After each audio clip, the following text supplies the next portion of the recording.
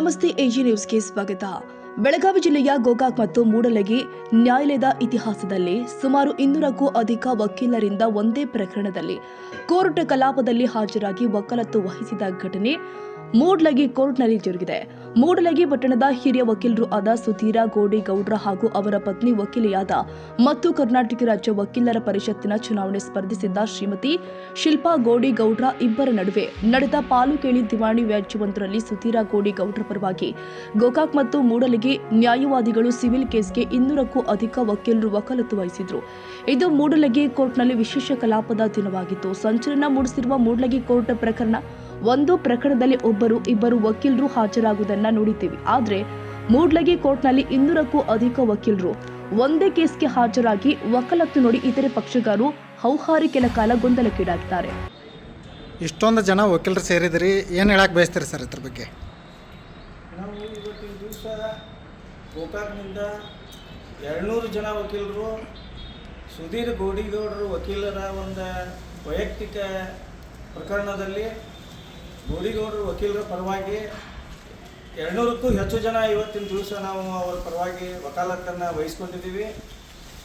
ಕಾರಣ ಇಷ್ಟೇ,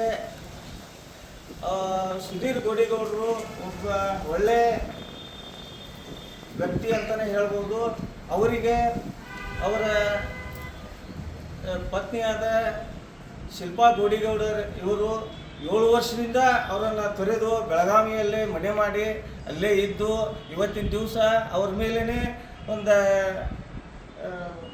ಪಾಲು ಕೇಳಿ ಪ್ರಕರಣವನ್ನು ದಾಖಲು ಮಾಡಿದ್ದಾರೆ. ಆ ನಿಟ್ಟಿನೊಳಗೆ ಅದು ಪ್ರಕರಣ ನ್ಯಾಯಾಲಯದಲ್ಲಿ ವಿಚಾರಣೆ ಹಂತದಲ್ಲಿದ್ದಾಗಲೇ ಅವರ ಹೆಸರಿನಲ್ಲಿದ್ದಂಥ ಒಂದು ಪ್ರಾಪರ್ಟಿನೂ ಸಹ ಮಾರಾಟ ಮಾಡಿದ್ದಾರೆ. ಆ ಒಂದು ವಿಷಯವಾಗಿ ವಕೀಲರಿಗೆ ತುಂಬ ಅನ್ಯಾಯ ಆಗಿದೆ ಅನ್ನೋದನ್ನು ತಿಳ್ಕೊಂಡು, ಕಾರಣ ಅವರು ಈಗ 2 ದಿನದಿಂದ ಗೋಕಾಕಕ್ಕೆ ಬಂದು ಈ ಥರ ಒಂದು ನನಗೆ ಅನ್ಯಾಯ ಆಗತೈತಿ, ಎಲ್ಲ ವಕೀಲರು ನನಗೆ ಸಪೋರ್ಟ್ ಮಾಡಬೇಕು ಅಂತ ಕೇಳ್ಕೊಂಡಾಗ ಗೋಕಾಕದಿಂದ ಸುಮಾರು ಒಂದು 200 ಜನ ವಕೀಲರು ವಕಾಲತ್ತನ್ನು ಸಹಿ ಮಾಡಿಕೊಟ್ಟು ಇವತ್ತಿನ ದಿವಸ ನಾವು ದಾಖಲು ಮಾಡಿದ್ದೀವಿ.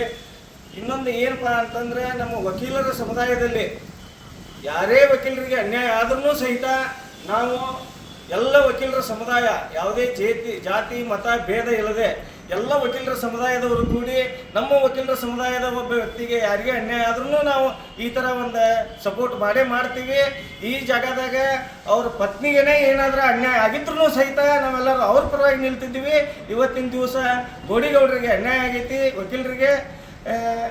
ಕಾರಣ ಇವತ್ತಿನ ದಿವಸ ನಾವೆಲ್ಲರೂ ಅವರಿಗೆ ಮಾನಸಿಕ ಬೆಂಬಲ ಮತ್ತು ಕಾನೂನಾತ್ಮಕ ಬೆಂಬಲವನ್ನು ನೀಡುವ ದೃಷ್ಟಿಕೋನದಿಂದ ಇವತ್ತಿನ ದಿವಸ ನಾವು ಅವರಿಗೆ ಬೆಂಬಲವನ್ನು ನೀಡುವಂಥ ನಿಟ್ಟಿನೊಳಗೆ ಈ ಪ್ರಕರಣದಾಗ 200 ಜನ ವಕಾಲತ್ತು ವಹಿಸಾಗಿ ಬಂದಿದ್ವಿ. ಅವರು ನನ್ನ ಧರ್ಮಪತ್ನಿ ಆಗಬೇಕು ಹಾಗೂ 3 ಜನ ನನ್ನ ಮಕ್ಕಳಿದ್ದಾರೆ. ಅವರು ಸುಮಾರು 2018ರಲ್ಲಿ ನಮ್ಮ ಫಾದರ್ ಜೀವಂತ ಇರ್ತಾರೆ. ನನಗಿಂತಲೂ ಮೊದಲೇ ಅವರ ತನ್ನ ಹೆಸರಲ್ಲೇ ಕೆಲವೊಂದು 6 ಎಕರೆ ಜಮೀನು ಮತ್ತು ಒಂದು ಪ್ರಾಪರ್ಟಿನ ತನ್ನ ಹೆಸರಲ್ಲೇ ಮಾಡಿಕೊಂಡು 2018ರಾಗ ಅಂದರೆ ಕೊರೋನಾ ಟೈಮ್ದಾಗ ಅವ್ರು ನನ್ನ ಮನೆ ಬಿಟ್ಟು ಹೋಗಿದ್ದಾರೆ. ಸುಮಾರು ಒಂದು 8-9 ವರ್ಷ ಆಯ್ತು ಅವ್ರು ನಾನು ಬಿಟ್ಟು ಹೋಗಿದ್ದಾರೆ. ಹೋಗಿ ಅವ್ರಿಗೆ ನನಗೆ ಯಾವುದೇ ರೀತಿ ಸಂಪರ್ಕ ಇಲ್ಲ. ಆದರೂ ಕೂಡ ವಿನಾಕಾರಣ ಅವ್ರು ನನ್ನ ಕ್ರಿಮಿನಲ್ ಕೇಸ್ ಹಾಕೋದು, ನಮ್ಮ ಪ್ರತಿ ಸಲನೂ ನನಗೆ ಭಾಳ ಹರಾಸ್ಮೆಂಟ್ ಮಾಡ್ತಾಯಿದ್ರು ಅವರು. ಆಮೇಲೆ ತನ್ನ ಹೆಸರಲ್ಲಿ ಇರ್ತಕ್ಕಂಥ ಒಂದು ಪ್ರಾಪರ್ಟಿನ ಈ ಚುನಾವಣೆ ಸಂಬಂಧ ಮಾರಿದ್ದಾರೆ. 3 ಕೋಟಿ ರೂಪಾಯಿ ಆಸ್ತಿನ 1,40,00,000 ಮಾರಿದ್ದಾರೆ.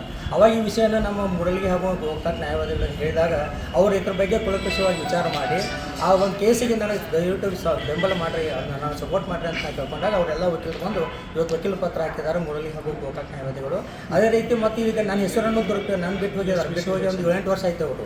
ಆದರೂ ಕೂಡ ಕರ್ನಾಟಕ ಸ್ಟೇಟ್ ಬಾರ್ ಕೌನ್ಸಿಲ್ ಎಲೆಕ್ಷನ್ದಾಗ ನಾ ಅವ್ರಿಗೆ ಸಪೋರ್ಟ್ ಮಾಡ್ತಾ ಇದ್ದೀನಿ ಅಂತೇಳಿ ಕೆಳಗಡೆ ಪ್ರಚಾರ ಪ್ರಣಾಳಿಕೆಯಲ್ಲಿ ನನ್ನ ಹೆಸರು ಹಾಕೊಂಡಿದ್ದಾರೆ. ನನಗೆ ಅವ್ರಿಗೆ ಯಾವುದೇ ರೀತಿ ಸಪೋರ್ಟ್ ಇಲ್ಲ. ಆದ್ದರಿಂದ ದಯವಿಟ್ಟು ಎಲ್ಲ ವಕೀಲರು ತಾವು ಚುನಾವಣೆ ಇಲೆಕ್ಷನ್ದಲ್ಲಿ ಅದು ಭಾಳ ತೊಂದರೆ ಆಗಿದೆ ನನಗೆ ಅವರಿಂದ.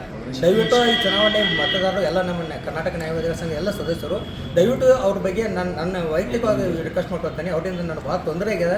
ದಯವಿಟ್ಟು ಅವ್ರು ಯಾರು ಸಪೋರ್ಟ್ ಮಾಡಬೇಡ್ರಿ ಅಂತ ಕೇಳ್ಕೊತಾ ಇದ್ದೀನಿ. ಈಗ ನಿಮ್ಮ ಕೇಸಿಗೆ ಎಷ್ಟು ಜನ ವಕಾಲತ್ತು ವಹಿಸಿದ್ದಾರೆ? ಸುಮಾರು 200 ಜನ ವಕೀಲರು ನನ್ನ ಪರವಾಗಿ ವಕೀಲ ಪತ್ರ ಹಾಕಿದ್ದಾರೆ. ಅವ್ರು ನಾನು ತುಂಬ ಧನ್ಯವಾದಗಳು. ಈ ಸಮಯದಲ್ಲಿ ಹಿರಿಯ ನ್ಯಾಯವಾದಿ ಎಸ್.ಎಂ. ಹತ್ತಿಕಟ್ಟಗಿ, ಆರ್.ಎಚ್. ಇಟ್ಟಾಳ್ ಹಾಗೂ ಗೋಕಾಕ್ ವಕೀಲರ ಸಂಘದ ಮಾಜಿ ಅಧ್ಯಕ್ಷ C D Hukkeri, B L Maleda, G M Bhatti, S T. Pattar, B B Khanapur, Joki, S L. Patil ಮುಂತಾದ ವಕೀಲರು ಹಾಜರಿದ್ದರು.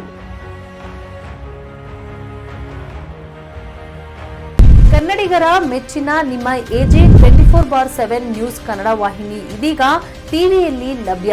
ಒಂದು ವೇಳೆ ನೋಟಿಸ್ ಕೊಟ್ಟಿದ್ರೆ ವಾಪಸ್ ತಗೋತೀವಿ. ಇವತ್ತು ವಕ್ಫ್ ಪ್ರಾಪರ್ಟಿ ಅಂತೇಳಿ ಬರ್ತದೆ ಅಂತ ಹೇಳಿದ್ರೆ ರೈತರು ಬೀದಿಗೆ ಬದಲು ಏನು ಮಾಡಬೇಕಾಗುತ್ತೆ? ಯಾರು ವೋಟ್ ಹಾಕಲಿಲ್ಲ ಅಂದ್ರೆ ಗ್ಯಾರಂಟಿನೆಲ್ಲ ಸ್ಟಾಪ್ ಮಾಡ್ಬಿಡ್ತೀವಿ.